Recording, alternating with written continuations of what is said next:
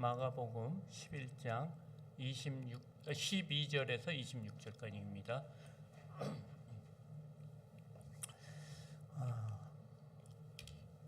함께 봉독했으면 좋겠습니다.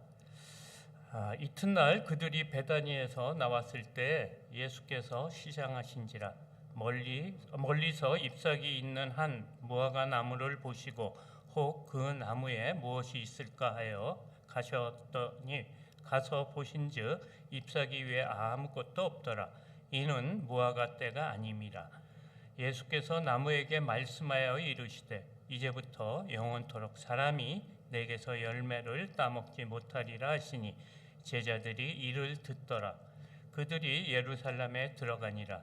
예수께서 성전에 들어가서 성전 안에서 매매하는 자들을 내쫓으시며 돈 바꾸는 자들의 상과 비둘기 파는 자들의 의자를 둘러 엎으시며 아무나 물건을 가지고 성전 안으로 지나다님을 허락하지 아니하시고 이에 가르쳐 이르시되 기록된 바 내 집은 만민이 기도하는 집이라 칭함을 받으리라고 하지 아니하였느냐. 너희는 강도의 소굴을 만들었더라 하시매 대제사장들과 서기관들이 듣고 예수를 어떻게 죽일까 하고 꾀하니 이는 무리가 다 그의 교훈을 놀랍게 여김으로 그를 두려워함일러라. 그리고 날이 저물매 그들이 성 밖으로 나가더라. 그들이 아침에 지나갈 때 무화과 나무가 뿌리채 마른 것을 보고 베드로가 생각이 나서 여짜오되 랍비여 보소서 저주하신 무화과 나무가 말랐나이다. 예수께서 그들에게 대답하여 이르시되 하나님을 믿으라. 내가 진실로 너희에게 이르노니 누구든지 이 산더러 들려 바다에 던져지라 하며 그 말하는 것이 이루어질 줄 믿고 마음에 의심하지 아니하면 그대로 되리라. 그러므로 내가 너희에게 말하노니 무엇이든지 기도하고 구하는 것은 받은 줄로 믿으라. 그리하면 너희에게 그대로 되리라. 서서 기도할 때 아무에게나 혐의가 있거든 용서하라. 그리하여야 하늘에 계신 너희 아버지께서도 너희의 허물을 사하여 주시리라 하시니라. 아멘. 사실 오늘 본문 굉장히 어려운 본문입니다. 여러 가지 정말 난해한 구절도 있고 한 단락 안에 세 가지 주제, 무화과 나무 저주 사건, 성전 정화 사건, 그리고 기도에 대한 내용이 있고, 그래서 학자들마다 서로 다른 견해가 있습니다. 그런 점을 좀 아시고 좀 열린 마음으로 좀 들으셔야 될 것 같아요. 어제 예수님은 많은 사람들의 환호를 받으며 예루살렘에 입성했습니다. 예수님은 입성하시자마자 성전에 들어가셔가지고 모든 것을 이렇게 둘러보셨는데 시간이 늦어서 성전에서 나와서 베다니로 돌아가셨습니다. 그리고 다음 날 아침 일찍 예루살렘으로 가는 도중에 잎이 무성한 무화과 나무를 보신 것입니다. 그 무화과 나무를 보신 이유가 예수님이 시장하셨기 때문이라고 합니다.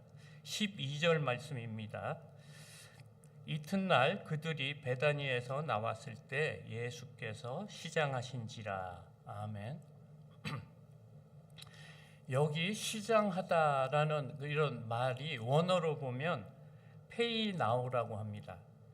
그 의미가 굶주리다라는 의미가 있는데요. 그 의미가 두 가지가 있습니다. 하나는 예수님께서 40일간 금식하시고 줄이시다 할 때 그 줄이다입니다. 그러니까 육체적으로 배가 고픈 것을 말하고요. 다른 하나는 어떤 것을 열렬히 강구하다, 찾다, 열망하다 이런 의미가 있습니다. 그러니까 어떤 자유라든가 어떤 사람의 명예를 이렇게 구하기 위해서 어떤 정신적으로 이렇게 구하는 것, 그런 의미도 있습니다. 그러니까 우리가 2002년 때 그 월드컵 우리나라 축구가 4강에 올랐지 않습니까?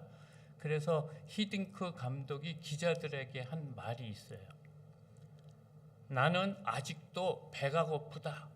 이런 말을 했어요. 이 의미가 뭐겠습니까? 앞으로 4강에 만족하지 않고 더 승리를 위해서 이렇게 뭘 강구한다는 그런 의미가 있습니다. 그래서 여기서 예수님이 시장하시다라는 의미가 육신적인 굶주림보다는 무언가를 열렬히 찾는 것 같은 그런 뉘앙스가 있는 구절입니다. 그 이유가 세 가지로 좀 들을 수가 있는데요.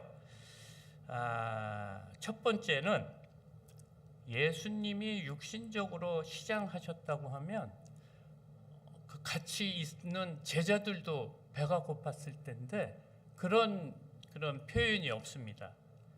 그 다음에 두 번째는 예수님이 시장하시다 하고 또 그런 말하고 나무에서 무언가를 찾았다는 것이 꼭 배가 고파서 찾은 것처럼 이렇게 문장이 이렇게 비춰질 수가 있고요. 세 번째는 어제 성전을 들린 점입니다. 11절입니다. 제가 다시 한번 읽겠습니다. 11절 예수께서 예루살렘에 이르러 성전에 들어가사 모든 것을 둘러보시고 때가 이미 저물매 12 제자를 데리시고 베다니에 나가시니라. 아멘. 그러니까 예수님께서 어제 예루살렘에 도착하시자마자 성전으로 들어갔습니다. 그래서 그 성전 안에 있는 모든 것을 이렇게 둘러보셨는데 시간이 없어서 나오셨다는 말이에요.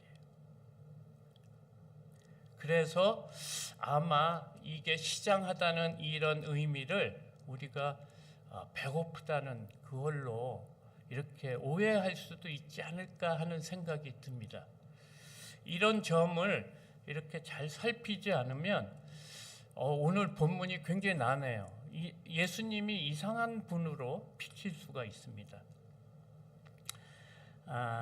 그래서 13절, 14절을 예수님이 무언가를 찾는다는 입장으로 해서 한번 이렇게 보시기 바랍니다. 13절입니다. 멀리서 잎사귀가 있는 한 무화과 나무를 보시고 혹 그 나무에 무엇이 있을까 하여 가셨더니 가서 보신즉 잎사귀 위에 아무것도 없더라. 이는 무화과 때가 아님이라. 예수께서 나무에게 말씀하여 이르시되 이제부터 영원토록 사람이 내게서 열매를 따먹지 못하리라 하시니 제자들이 이를 듣더라. 사실 이런 관점에서 보아도 별다른 게 없는 것 같아요. 그 이유는 제철이 아닌데 열매를 찾은 거예요. 그래서 예수님이 이런 분이 아니신데 예수님의 속성하고 좀 맞지가 않는 어려운 점입니다. 이해가 조금 안 되고요. 근데 학자들은 대부분 입이 무성한 무화과 나무를 이스라엘 민족, 그 중에 유대 종교 지도자를 가리킨다고 합니다. 그래서 외형적으로 외식하고 또 겉으로 거룩한 척하는 이런 모습에 대해서 무화과 잎으로 표현하고 있습니다.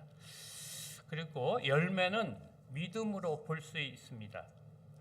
그리고 오늘 본문 구조도 샌드위치 구조식으로 되어 있습니다. 그래서 아마 무화과 나무 사건 안에 성전 정화 작업 사건이 있어요. 그러니까 아무래도 그 안에 무화과 나무를 저주하신 이유가 성전 정화 작업에 있지 않을까 이렇게 생각이 듭니다.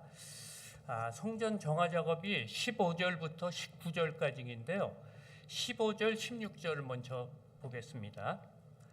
그들이 예루살렘에 들어가니라. 예수께서 성전에 들어가서 성전 안에서 매매하는 자들을 내쫓으시며 돈 바꾸는 자들의 상과 비둘기 파는 자들의 의자를 둘러 엎으시며 아무나 물건을 가지고 성전 안으로 지나다님을 허락하지 아니하시고. 아멘. 그러니까 성전 안에서 무슨 일이 있었던 겁니까? 서로 막 상거래가 막 이루어진 겁니다. 그래서 예수님께서 물건을 사고 파는 사람들을 다 몰아내신 거예요. 그런데 이 성전 안에서 파는 물건들이 어떤 물건이냐면 예배를 드릴 때, 제사를 드릴 때 필요한 물건들을 파는 거예요. 그러니까 이 당시는 예루살렘 민족이 여러 나라에 흩어져 살기 때문에 6월절이 되면 1년에 3번 정도 예루살렘에 이렇게 방문을 해서 성전에서 예배 드리는데 제물이 흠없는 제물을 바쳐야 될 거 아니겠습니까? 그러니까 멀리서 온 사람들한테 어떤 배려의 차원에서 성전 안에서 그런 거를 판 거예요. 그리고 또 이방 땅에서 살기 때문에 그 이방 땅의 돈을 환전하는 그것도 필요하기 때문에 그런 곳을 이제 교회 예배당 안에다가 이렇게 성전 안에다가 마련한 겁니다. 그러니까 사실 꼭 필요한 겁니다. 예배를 드릴 때. 그런데 이 것이 마치 누룩이 이렇게 번지는 것처럼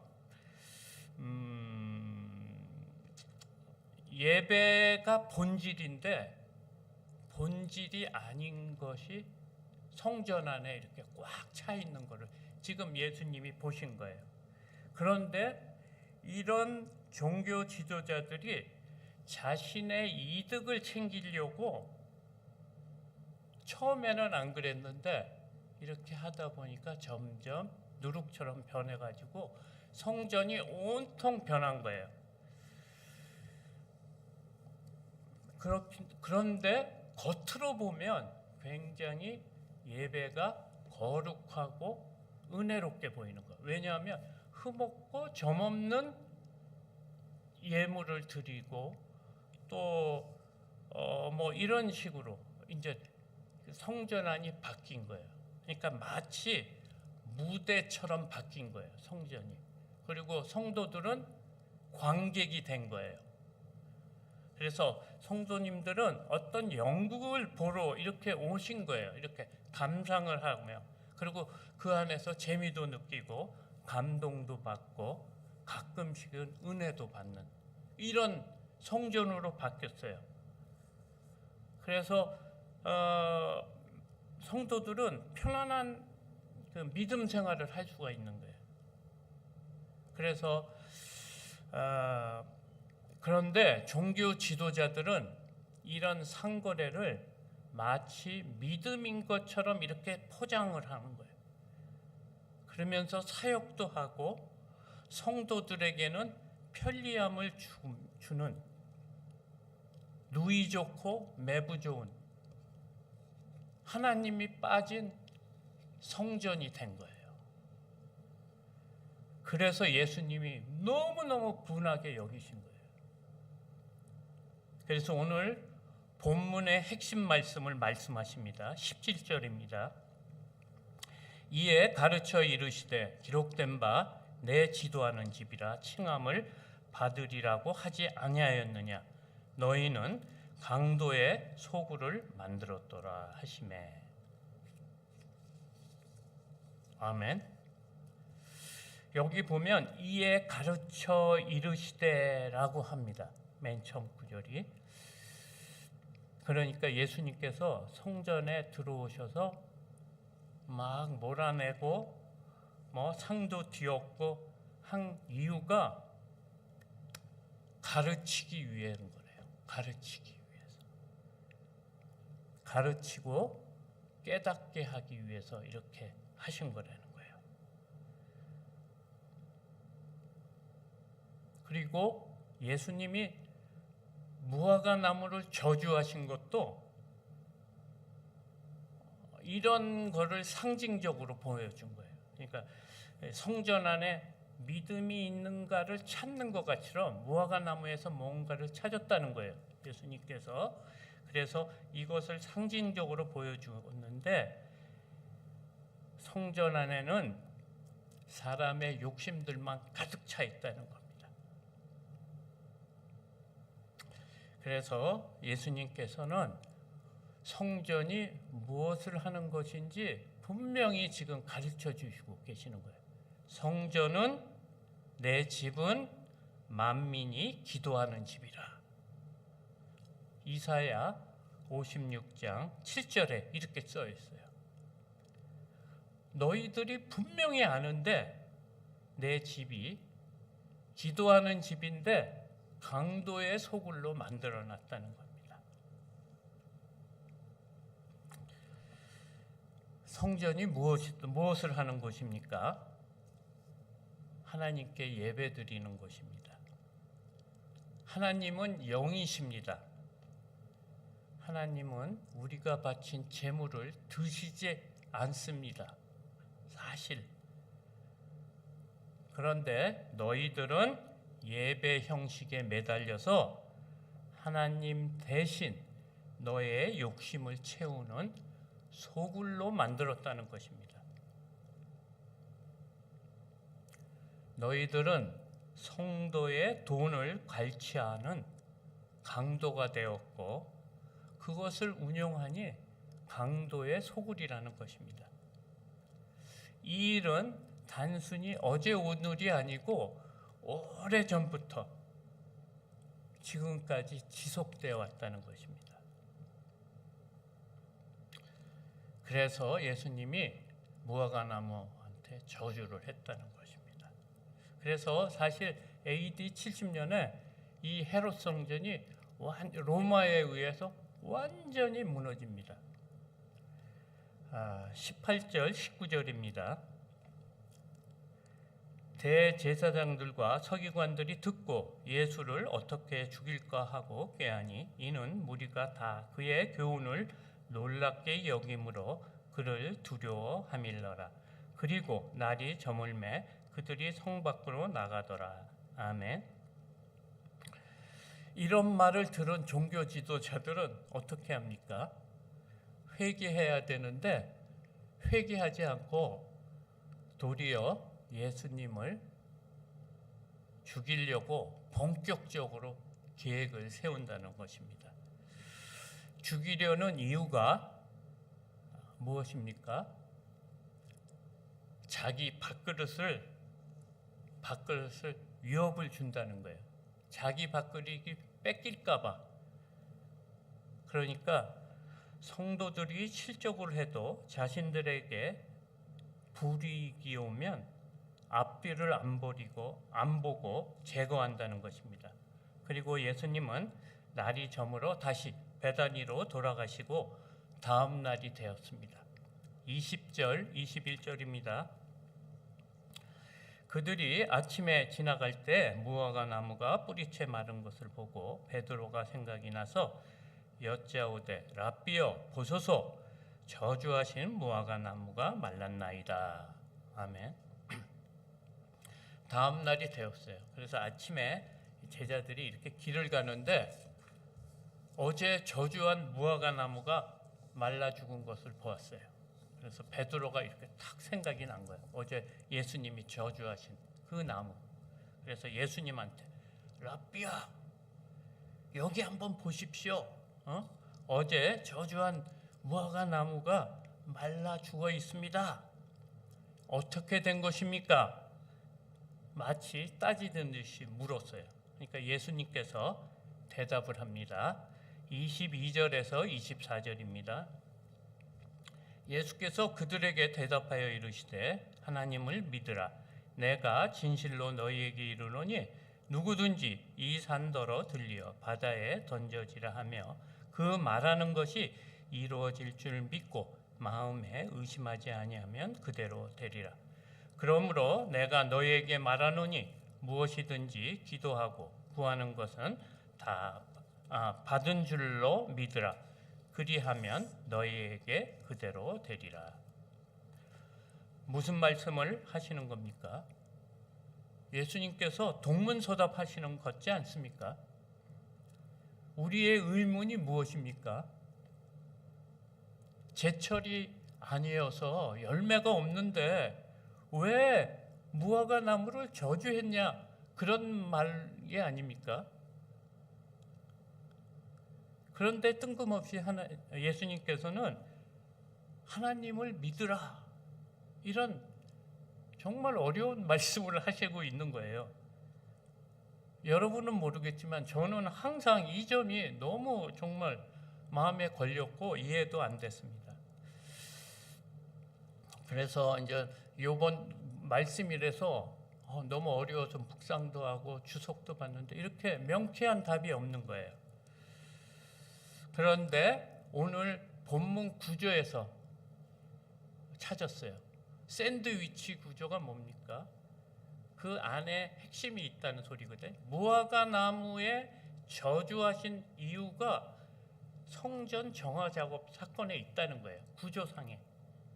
그래서 그 본문을 다시 한번 잘 보니까 오늘 성전 정화 작업을 왜 했습니까? 성전의 본질이 사라졌기 때문에 예수님께서 정화 작업을 했거든요. 그런 관점으로 무화과 나무를 보십시오. 제자들이 무화과 나무를 굉장히 아꼈어요.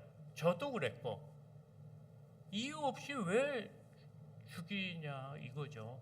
그리고 제철이 아니라는 말만 없어도 이 문장이 그냥 잘 흘러가요. 그렇지 않습니까? 그냥 무화과 나무가 이스라엘의 민족이고 잘못된 종교 지도자들의 모습이기 때문에 저주를 했다. 근데 예수님 이 성경 구절에 무화과 때가 아니라는 거예요. 그 말씀이 힌트예요. 왜 그런 말씀을 했느냐 하면 제자들이 지금 예수님한테 따지는 게 왜 예수님이 공의롭지 않게 이유 없이 불쌍한 무화과 나무를 죽였냐, 이 말이거든요. 지금 묻고 있는 게 예수님이 그걸 노리신 거예요. 너희들은 무화과 나무는 안타깝게 생각하고 한 영혼을 안타깝게 생각 안 한다는 거예요. 마치 요나가 박농풀을 아까워하고 니누의 성에 있는 백성들을 아까워하지 않았잖아요. 그 점이에요.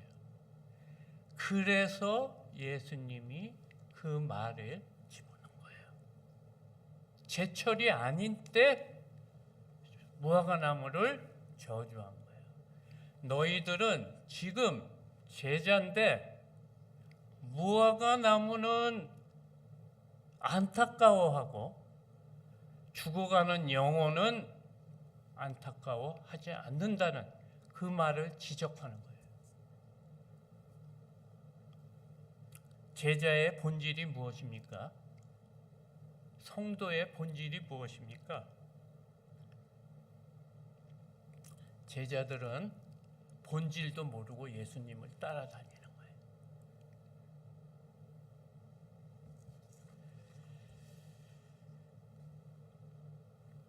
우리도 제자들처럼 본질이 아닌 비본질을 보고 따라다니지 않습니까? 혹시 유대 종교 지도자처럼 헛다리를 긁으며 믿음 생활하고 있지 않느냐는 이런 말씀과 같습니다. 성도의 본질은 영혼을 살리는 것입니다. 그래서 기도해야 합니다. 그래서 하나님을 믿으라, 이런 말씀을 하신 겁니다.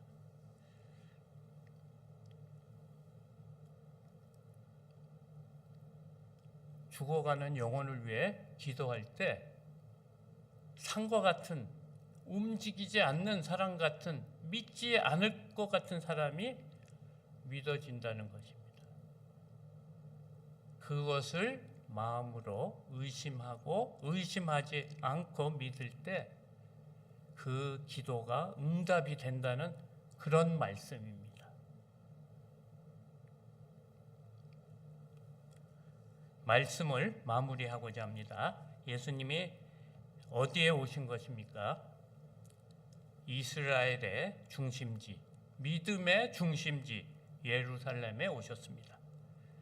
이곳은 하나님을 믿는 사람들에게는 성지와도 같은 곳입니다. 흩어져 사는 이스라엘 민족에게는 이곳을 향하여 기도하는 곳입니다.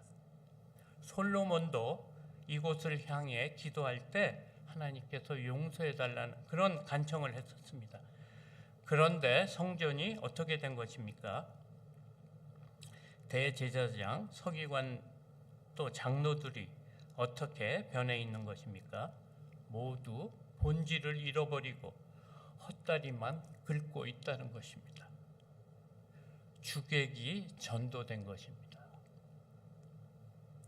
본질을 잃어버리고 하나님보다는 재물을 섬기며 무화과 나무처럼 입만 무성해도 무엇이 잘못인지 모르고 자기 잎사귀가 크다고 그런 소리만 한다는 것입니다.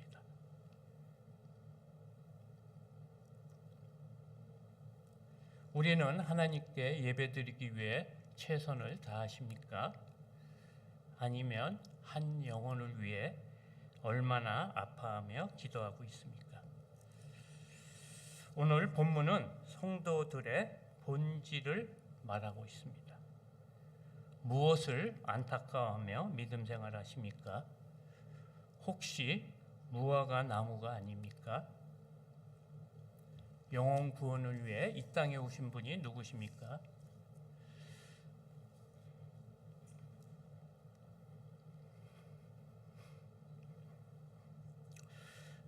예수님은 며칠이 지나면 십자가에 달려 돌아가십니다.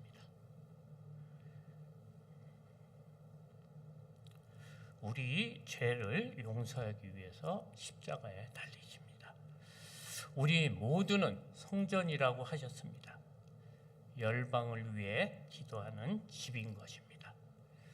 한 영혼을 위해 간구하면 이 산이 들리어 바다에 빠진다고 합니다.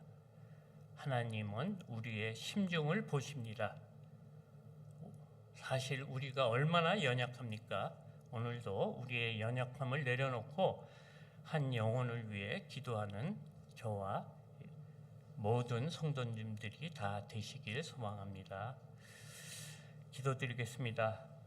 사랑의 주님 감사합니다. 올 한 해도 주님 안에서 인도해 주심을 감사드립니다. 코로나가 아직도 번지고 있습니다. 주님 노여움을 풀어주시고 이 날을 삭감하여 주시옵소서. 우리의 잘못을 용서해 주시옵소서. 믿는 자들이 교만했습니다. 영혼 사랑도 없으면서 무엇 때문에 분주했는지 돌아보게 하여 주시옵소서. 용서해 주시옵소서. 이런 말을 해도 여전히 영의 눈이 어두워 제자들처럼 내가 크다고 목소리만 높이고 있습니다. 정말 새롭게 변하게 도와주시옵소서. 서울제일교회를 지켜주시옵소서. 하나님의 살아계심을 맛보는 교회가 되게 하여 주시옵소서. 또 기도 제목이 있습니다. 예수님을 위해 한 사람 더 믿지 않는 자에게 예수님에 대해 이야기하는 것을 오늘도 할 수 있게 하여 주시옵소서. 40일 작정 기도 제목이 있고요. 또 이 나라 민족을 긍휼히 보시고 다시 회개하는 마음으로 주님 앞에 서는 저희들이 되게 하여 주시옵소서. 환우들과 어려움을 당한 가정들을 불쌍히 보시고 주의 선한 길로 인도해 주시옵소서. 감사하며 예수님 이름으로 기도드렸습니다. 아멘.